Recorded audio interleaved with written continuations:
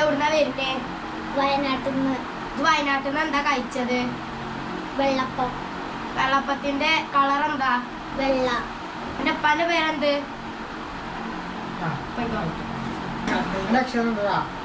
പേരെന്താ? റാനു. എവിടുന്ന് വരുന്നു? റഷ്യ. റഷ്യയിൽ എന്തായിരുന്നു ജോലി? റംബുട്ടാൻ പറിക്കൽ. രാവിലെ എന്താ തിന്ന്?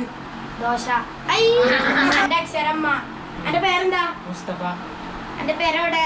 മൗണ്ടരി. എന്റെ ഉമ്മാന്റെ പേരെന്താ? മുഹ്സിന. എന്റെ പേരിൽ ആരൊക്കെയുണ്ട്? മമ്മി. എന്റെ പേരത്തെ വണ്ടിന്റെ പേരെന്താ? മാരുതി ബെൻസ്. മാരുതി ബെൻസ് അല്ല, മാരുതി.